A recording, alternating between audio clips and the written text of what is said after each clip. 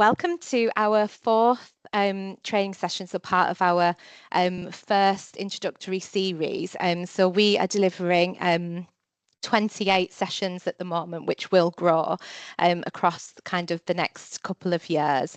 And this session is all around how we can support you, so exactly what it says on the tin. So I'm going to take you through a quick introduction and then hand you over to our first speaker. So this is being created by the team for our colleagues, for our elected members, and beyond, really, and looking at how we are creating this sustainable framework and embedding a research active culture across Redcar, Cleveland and Middlesbrough councils. So Teesside University, for everyone that's kind of maybe new to kind of finding out about the HDRC, Teesside University are our official academic partner, and the NIHR, so that kind of banner you can see across the top, that first one, that is our funder. So that's the National Institute for Health and Care Research. There are 30 of these HDRCs across the country, and we're kind of in the middle of our second year. So our third year will be starting in October. So we've done a lot, and we want to showcase and share what we've done with you all, but really kind of hone in on, if you're looking at undertaking research or using evidence more in your practices every day, how we can help you with that. So hopefully it'll move me along. So a little bit of a agenda list there. So an introduction to our team, which I'll be taking you through. Contacting the team, so the contact form process, and our Making Research Happen manager, Danny Douglas, will be taking you through that. Turning an idea into a research question, that will also be from Danny. We'll take you through the role of our OD business partners. So we have Hayley, who works at Middlesbrough, who'll be presenting that slide, and we also have Kim, who represents and leads with Redcar.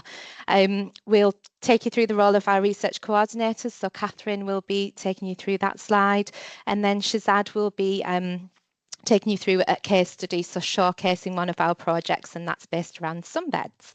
And then we have kind of put a little bit of time for questions, but as I say, if you've got anything at all you'd like to ask, if you can pop it into the chat, that would be fantastic. So we have a few members of the team with us. If you can just give an emoji wave, and the people that are in the team, that would be great, just so everyone knows who you are. But as I say, you'll meet some of them. So I just kind of popped this slide in and highlighted some of the words in orange that are kind of, you know, the most impact that we're trying to make. So we're trying to create this evidence-informed culture. So these kind of keywords are what we sort of work towards. So we want to enable researchers and local authorities to collaborate. We want to use more evidence when it comes to making decisions, and that's from all levels of the organisation, through to from elected officials right through.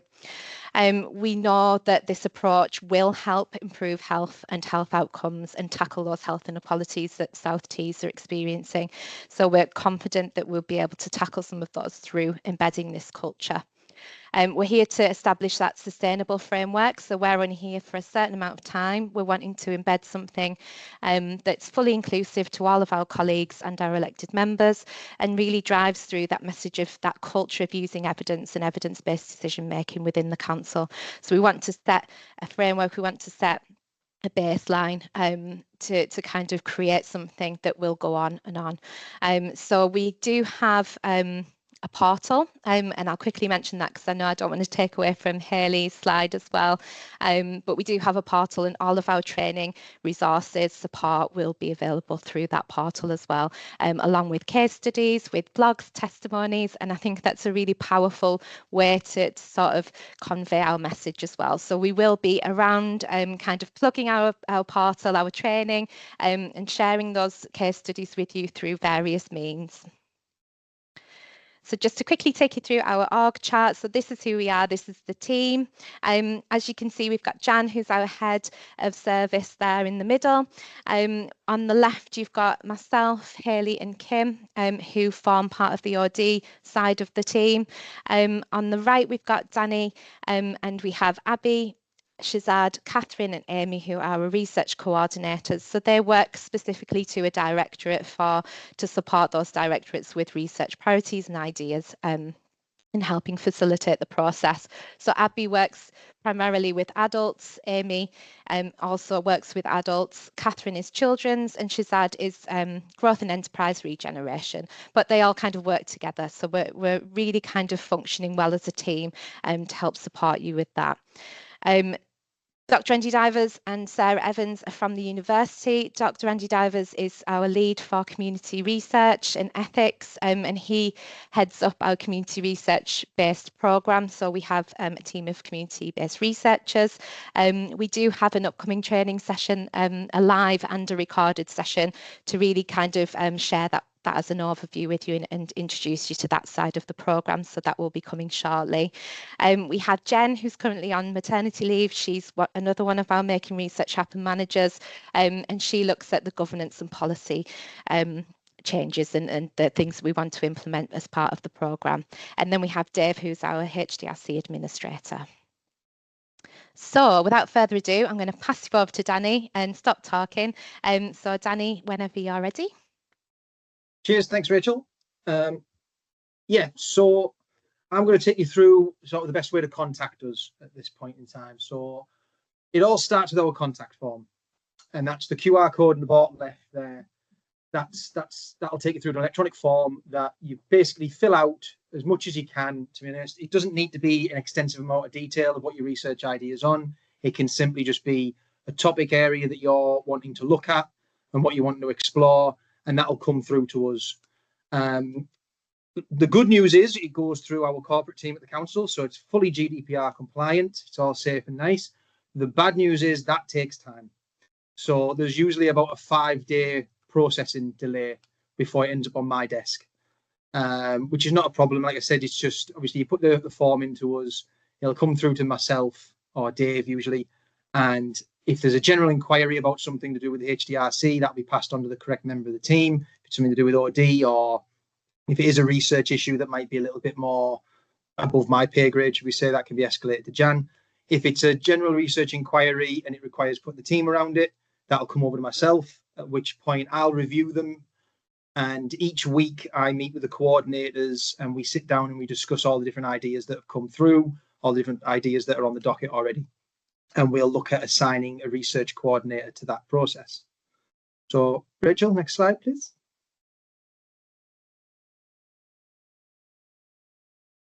So after we've got research, we'll sit, as I said, we've got our meeting on a Wednesday, which is our research coordination meeting. So we all get together, I'll sit down with the coordinators, we'll have a look at all the different contact forms that have come in, and that's where obviously the practitioner submission comes in. And we'll see basically what the idea is. We'll discuss it. Number one, have we got any existing information that's already going on? Is there other cases that are happening? If there is, we'll try and link you up with those people to begin with. I say part of the HDRC process is to really break down silo working. There's a lot of the same problems are going on across the council as a whole, and certainly a lot of public health issues, they interlink and they get involved in different aspects. So there's a good chance we've got something that's ongoing already that can at least get you a starting point, or it might be something that you want to get involved with that already. So we'll have a look to see if there's any existing work going on that we're already coordinating. If not, we then look at the nature of the task. As I say, we always put a lead and a supporting coordinator on every case. So each of the coordinators bring along their understanding and their expertise. If it's a topic that hopefully will bridge across different directorates, we'll make sure that the coordinators are in accordance with those directorates. So if it's a children and families issue that also will implicate adults, we'll make sure both Catherine and Abby come in on that. So after that's been assigned, the research coordinators will reach out to yourself, sit down, have a chat. It can be on Teams. They'll come out. They'll sit down and have a chat with you at your office or at coffee or whatever, and just get an idea of what your research topic's about. As I say, the contact form doesn't need to encapsulate everything and anything. It's just to try and give us an understanding of where to start. They'll sit down with you afterwards and they'll just start understanding what it is you want to look at, how it is you want to research it, what's your background in research, how much support you need. As I say, we're not going to we're going to give you the help that you require, basically. If you're quite familiar with research, fantastic, they'll point you in that direction. If you need a little bit more help or a little bit more support, they'll do that legwork as well. They'll get an idea of what's happening, and then they'll go away. They'll conduct some initial lit reviews. They can do some look at some meta-analyses or some systematic reviews on the topic to try and gain a greater understanding of it. And this will be a back and forth sort of process between yourself and the coordinator, where they'll do a little bit of the legwork. They'll obviously pass that off to yourself so you can read it, and then it'll be a matter of building up that research idea. I'm going to come on to the next slide in a little bit, which is what we use as sort of a framework to try and understand whether it's a research thought, an idea, or a question. And it's to try and refine that, to try and get it up to sort of what a research question is going to specifically look at. They'll advise on that, supporting that research idea regarding design, the literature review or the research principles that are being involved, whether it's practical, whether it's valid, the reliability issues, etc. But they'll only advise on that. We would rely more on the experts that we'll bring in at a slightly later date to sort of give their expertise opinions on methodological, on the actual research landscape itself, and also sometimes the funding opportunities that are available, because the academic expertise is really where that sort of ideology could come in. But we will network with the wider members of our South Tees LA team for support. To begin with, again, we're trying to break down that silo working. So the idea is if there's other aspects of the council that we know could get involved with this, we'll do that networking for you. We'll reach out to them, they do the legwork, and they try and make sure that we're bringing in as many of the people who need to be around that table as possible within the council, get them together to discuss a shared ideology. After that point, when they get that to a sort of a good standard, should we say, where we know roughly what we're trying to ask, we then reach out for academic expertise to try and see whether or not that needs refining further. That works in two ways. As Rachel mentioned, we have Teesside University is our academic partner on this. So we want to make sure that we reach out to them. They can't always provide expertise on it. They're not an expert on every single topic. That's fine. But at the very least, we'll involve them in different aspects. There could be a methodological issue. There could be literature searches. There's different aspects that Teesside University can get involved with to begin with. They'll come on board. If there's not that expertise within that field, we'll look abroad. We're currently working with over 65 different academics at the moment from over 15 institutions at universities. So we've got a decent network setting up already that we can work out to.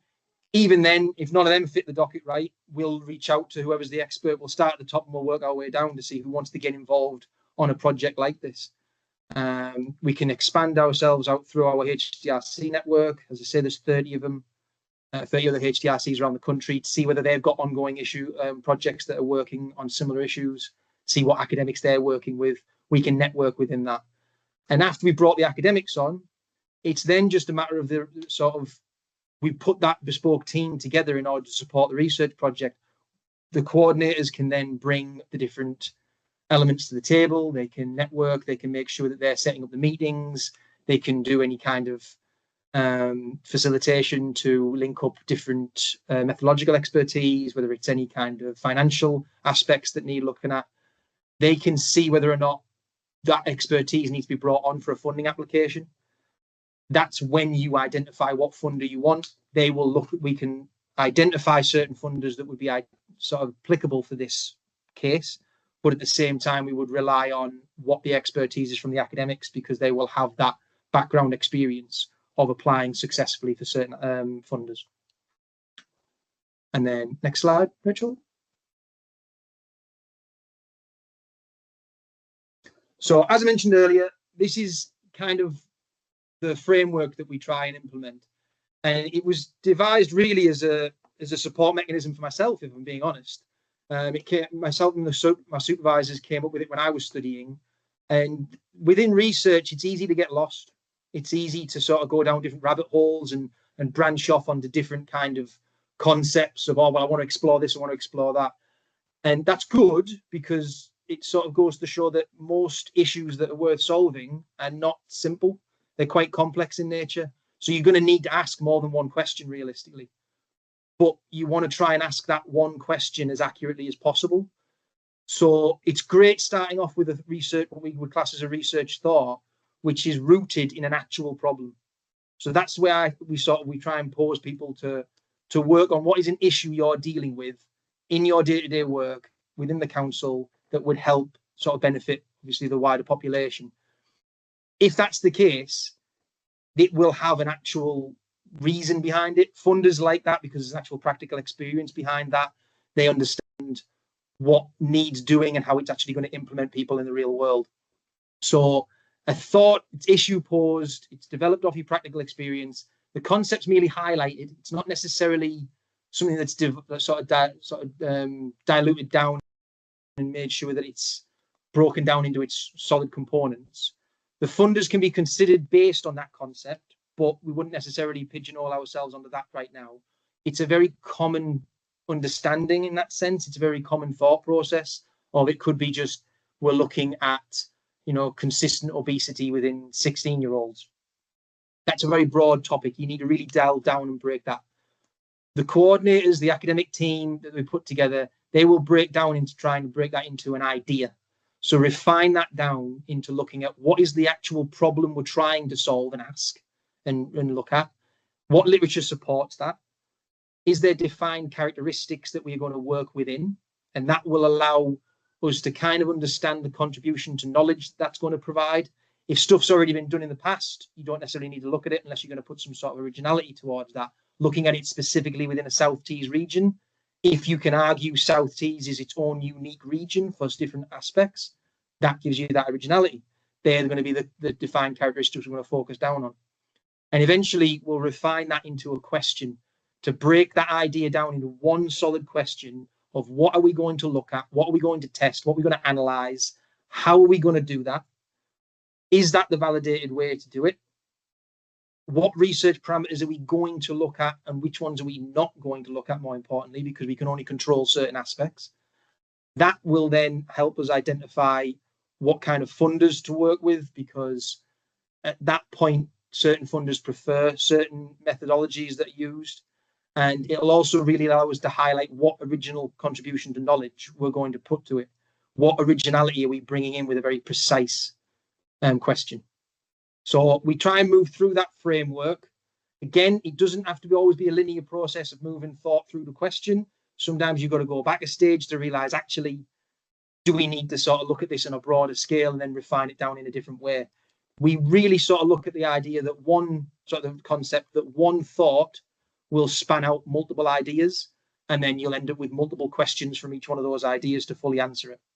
So we use this to try and keep people on track, because research can be a little bit of a messy concept when you're trying to really understand what is it you're trying to test and how. I think I'm under my 15.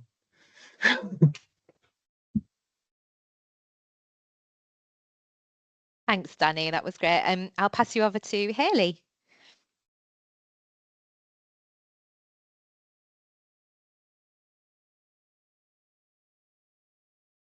Oh, Hayley, I can't hear you. I don't know. I can't see you either because I'm presenting. Sorry, I don't know if anyone else can help with Hayley. You're on mute, Hayley. You are. Your video's coming through fine, but you're on mute.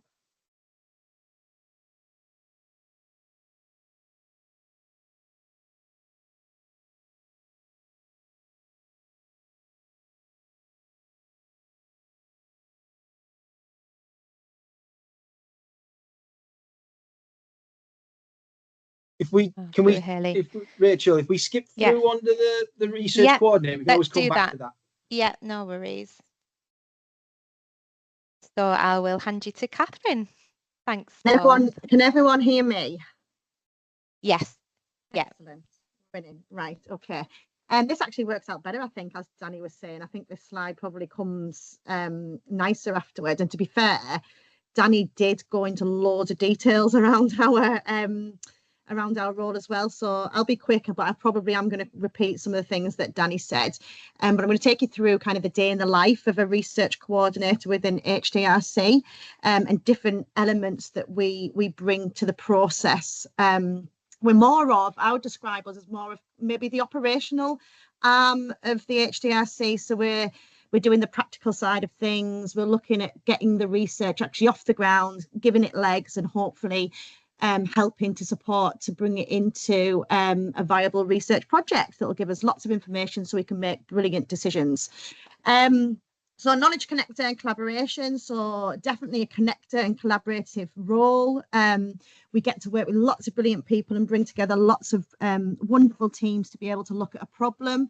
That can come from various different origins. So whether it be a thought, an idea, or a proper research question, that might come through from local authority staff, or it might come through an academic where it might come from the community, which is really, really exciting. We're starting to get more interactions coming through from community, or it might come from some ad hoc place, maybe the voluntary sector or anything, any organisation working within the community. And as Danny said, we will treat all of those avenues in exactly the same way, and it's looking at the issue and working out how we can get that best professional team around it. And I think one of the worries that I've come across when I'm working with maybe local authority or community or somewhere else is that research can be quite a scary thing, and we're not all, I mean, some of us are, but not all of us are research savvy or research experts. And that's what we lean on the academics for. And the academic role within this is very prominent, is very, very forward, and kind of taking a principal investigator role. So one thing I'd like to say is never be worried that you are going to be placed in a situation that you're not going to feel comfortable and you're going to have to come up with all of the answers, because the academic is there to do all of that. And they have been doing, most of the people we work with have been doing this for a very long time and are experts in their field. And as Danny and Rachel said, Teesside University are our academic partners and we will work with them as much as we can. But I have been working with academics from right across the country. I've got brilliant relationships with King's College London, UCL, Newcastle University, and I've had some wonderful professors that with open arms. And I think academics are really keen and really excited to be getting involved in this. This helps them to help to drive their research forward as well, and they love the connections into local authority. So I'm there to, and Shazad and Amy and Abby are there to really help and support that collaboration and help it grow. And we also, I guess, it's in a very small way, project manage. So we're there to deal with any issues, to look for any gaps maybe that we need filling, whether that be with expertise or with knowledge, and to just make sure that everybody has a smooth ride, and manage expectations as well, and making sure everybody's kind of understands what's happening, when it's happening, and how it's going to happen. So service priorities and needs. So we work and we're wanting to work. So please do come forward and speak to us to look at various different services amongst our directorates. I look at children and families, and I'm really interested in finding out any gaps in service, any new ways of working, any research priorities that you've identified, and really look at those to see how we can link you to the correct people and get those off the ground and hopefully find some solutions to your problems. Identifying opportunities, and this has happened quite a lot. It happened in a piece of work that I was doing just recently. So always looking for new opportunities rather than waiting for opportunities to come to us. And I'll do that in various different ways. I'll have a look at funding calls, maybe through the NIHR or elsewhere, and look at other teams that have been put together and other research that has been produced, and just kind of go and talk to those teams to see if there's anything that South Tees can get involved in, if there's any opportunities to possibly become a secondary site. I have a few projects where we are a secondary site, and we will be a secondary site, and the other site may be somewhere else in the country. One of mine, we have a southern site in Southampton, and we're going to be the secondary site up in South Tees. There's also a piece of work that I kind of just saw. There's some funding that had been given for a small pilot study down in the southeast around belonging in school. Now, through conversations that I'd been having with other people, I knew that belonging was, conversations were already being had around this topic.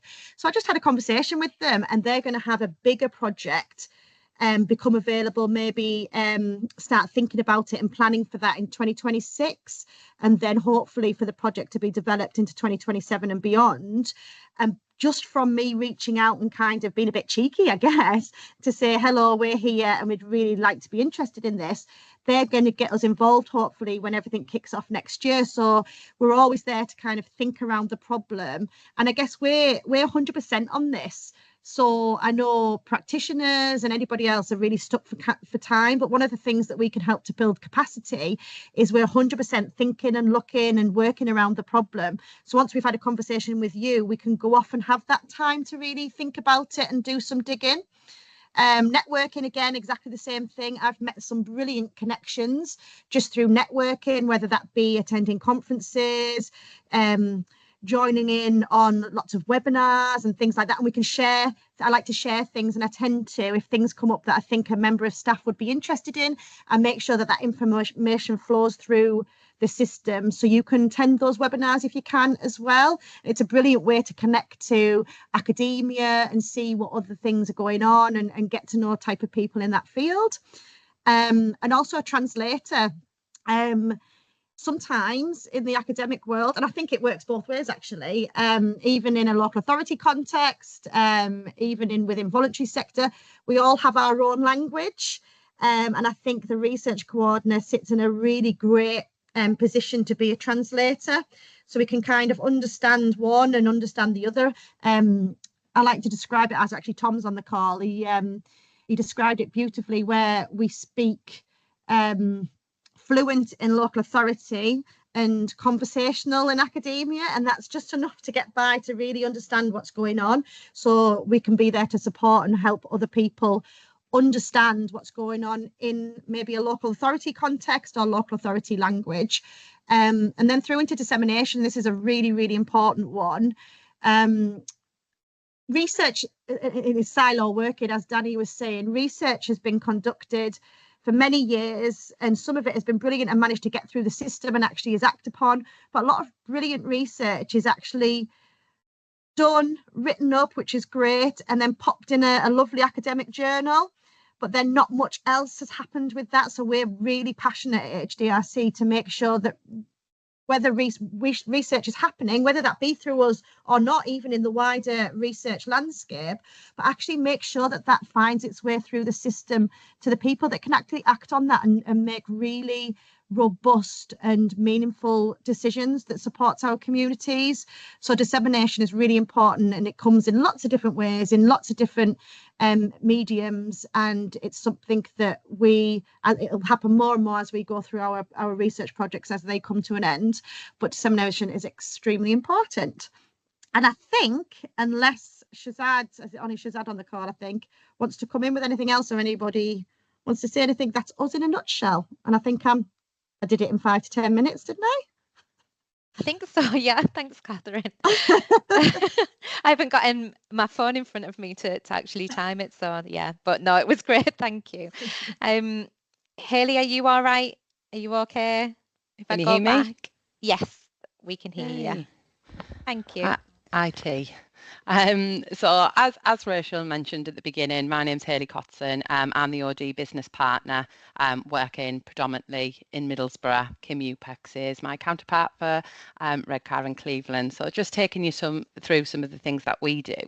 So networking, getting out there, meeting with teams, colleagues, external partners to introduce HDRC and understand what else is happening in our area at present to ensure cross collaboration happens. We try our best to get in as many teams as possible, but we do love an invite as well. So if anyone on the call, wants to hear a little bit more about what we do or is interested a little bit more in research, please feel free to invite us to everything and anything. Engagement. So that's with colleagues at all levels, academics, community partners, and elected members. Moving on to promotion. So promoting our HDRC. We've done this in the past through our 2 launches, which was, if if I'm remembering rightly, was last April. It seems like a lifetime ago. Again, attending meetings through training sessions delivered by HDRC. We attend council inductions and their training sessions through networking opportunities and just general conversations with, people who we sat next to. Moving on to our training development, so we've actually created our own suite of training sessions. The offer is a staged approach, so beginner, intermediate, advanced and leadership level, which are these sessions here. We're also planning other events to support learning and development, such as journal book clubs, opportunities to upskill further with our offer of master's modules and PhD studentships, which are done in the person's own time, as well as fellowships that are funded by the NIHR. We're also developing a toolkit for colleagues available on our dedicated portal. I know I've just popped that portal in the chat. So we're constantly developing that portal, adding on these sessions and things like case studies. So keep an eye out on that because we are updating that often. Moving on to positive solutions. So looking at, the capacity element, we do this by delivering sandpit sessions. So that's something that we started a year ago. And a lot of people don't understand what a sandpit session is. Basically, it's a structured, collaborative event designed to bring together people from different areas to develop innovative solutions to complex problems. So they are going really well. The sessions help us to understand the issues, but also develop the solutions together. Creating capacity through working with universities and students, so creating those placements for students in local authorities, working with our GEM members, so that's our Journey with Elected Members group that we've set up, and we're looking for them to provide us guidance and input into our research projects, as well as giving us valuable insight as we look to tackle the inequalities of health in our region. Relationship building, so that's with colleagues, academics and community partners to ensure that research becomes sustainable long after the HDRC, as whatever happens to us at the end. So change management, that's looking into changing the culture of local authority to embed a research culture. So embedding that research into policies, into role profiles, appraisals and that kind of thing.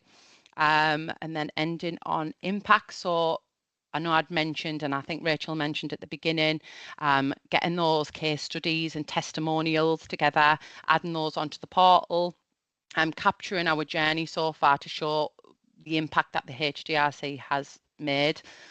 We've recently put together a life cycle process too. So that's going to measure the colleague experience and change in culture as we work to encourage the use of research and evidence in our work and policies. I think that's everything, or us in a nutshell. I don't know whether Rach, Kim, you've got anything to add from there, or I covered everything. No, I think there. that was everything for me. Thank you, Hayley. Yeah, Kim, do no you have any problem. comments? I know poor Kim's voice has gone and I've just asked you a question. Sorry, Hayley's had to step in for me today because I've lost my voice, but no, great, thanks, Hayley. Thanks both. So I'll move swiftly on to Shazad's case study. So over to you, Shazad. Thank you very much, Rachel. My name is Shazad Raza and I am the research coordinator and my work portfolio is regeneration and economic growth. Now I will show you a few slides which I have to show to explain my work, but what I cannot show you is the positive feeling and positive attitude and vibes which I got when I was doing this project. So, and a lot of cup of coffee and biscuits. But this one is really excited for me to tell you a story. To me, HDRC means having discussions that really count. And don't worry, this is not a research exam and there are no tricky questions at the end of these slides. So this is a story about how a simple question, which you can see on the slide from Eric, that is a question which was developed after all these conversations. So there was a question from a local academic which came via contact form to us. And we worked on that one to show that research can be done by those people who don't have research in their job title. Anyone across South Tees or even outside this area can get involved in the HDRC to explore ideas, get support, and potentially shape policy and practice to reduce health inequalities in South Tees. Next slide, please, Rachel. So for the background, as explained by Danny and Catherine, the first step is the contact form. So this particular case came from a concern about sunbed regulation. Through our HDRC's networking, an academic approached us with a question about what would be feasible to add in terms of further research in this area. So I followed the procedure as explained by Danny, did some homework, and yes, we need to do homework as well as grown-ups to understand the topic and issue. So I was surprised to find that the present Sunbed Regulation Act from Department of Health was about 15 years old. You can see the Department of Health 2010. Now that's practically ancient in policy years. Clearly, there was room to update the standards from both service provider and service users perspective. So I reached out to discuss it further because we all know two heads are better than one. Next slide, please. So the first meeting is always important for both parties to understand each other's work. We love to hear what matters most to you, and this helps us to shape the thoughts into idea, something which can be practical and aligned with local needs. In this case, there was no fixed or particular topic of research in that academic's mind, but there was a huge potential to reduce NHS burden on skin problems and a chance to further develop trading compliance. Next couple of slides will tell you how the thought was refined into an idea. Next slide, please. So why this matters for us for the local authority? This research topic aligns directly with the Live Well part of our health and well-being strategy. By updating Sunbed's trading standards, we help both businesses and the public, making things safer and keeping jobs secure. Our role as research coordinator is to make research happen, not to make it scary. We are here to connect people, facilitate the meetings with the required stakeholders, and to have open discussion to refine the ideas. So these are some of the roles of HDRC and my role, which I did while conducting this project. Next slide, please. This is a simple slide to show you the work behind the scenes that we as research coordinators do to keep everyone updated and to document our progress. This ensures that our discussions are captured in a positive way and no useful information is missed or lost. Next slide, please. So I'm just quickly going through these slides because I'm going to concentrate on one slide at the end. That's the slide useful for all of us. So this slide shows you the summary of the journey, which started with a thought and was slowly taking shape into an idea, like making a cup of tea. You need to have a bit of patience and the right ingredients. So next slide, please. We had further meetings on this topic, and colleagues from Council's Public Protection and Trading Standards Department gave us a clear picture on what's happening in the area regarding sunbeds. In the last 6 to 7 years, the sunbed shops in Middlesbrough went from 10 to 37. Introduction of nasal sprays and injections, which can be easily bought online, and other public health issues were identified. You might have seen in the news regarding 15 years old girl who suffered burns when using sunbed. Another girl fainted and got severe burns. Operator received a custodial sentence of 20 weeks.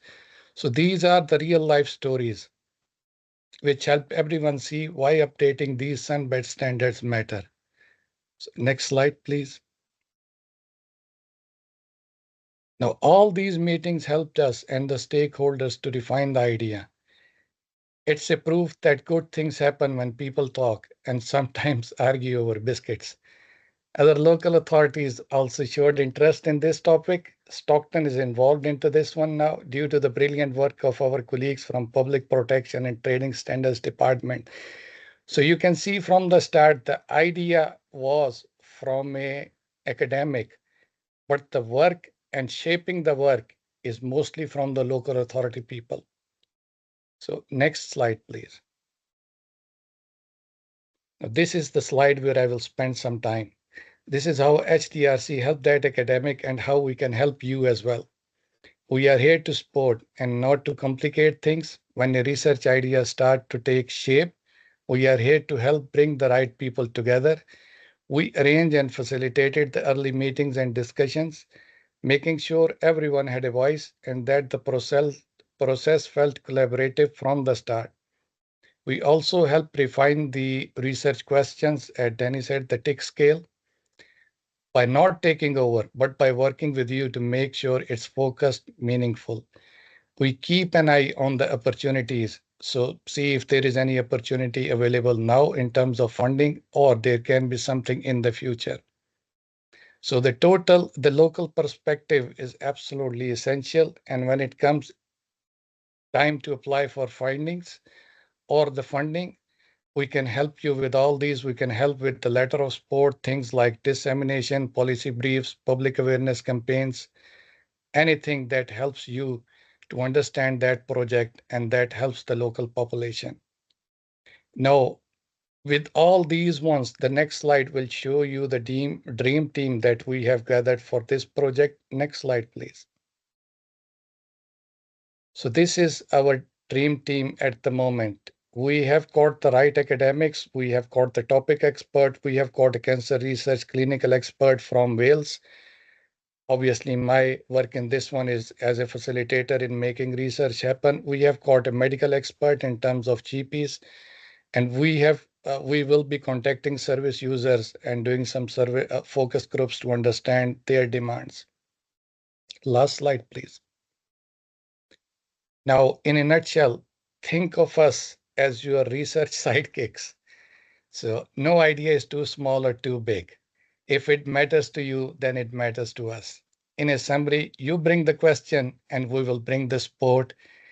And if we are meeting in person, we will bring the tea and biscuits as well. So I'm looking forward to hearing your brilliant ideas and working together on different projects.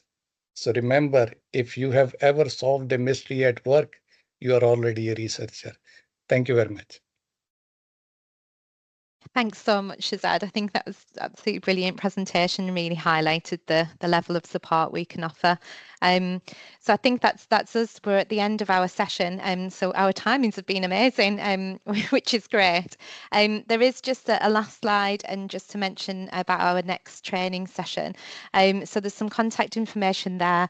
I know Hayley's uploaded the link to the chat for the portal, and we do have a dedicated team inbox address as well. But this is kind of our contact information if you're wanting to either find out more, or you would like us to host a sandpit or attend a meeting or an event, you can contact Hayley for Middlesbrough and Kim for Redcar. And then the QR code's just there again. I think it's on one of Danny's slides, but I will share these with you this afternoon. So if you do have anything in mind regarding a project, or even just an idea or a problem that you're experiencing where you think research may help, you can scan the QR code and complete that contact form. So one of our research coordinators will contact you to meet and take it from there.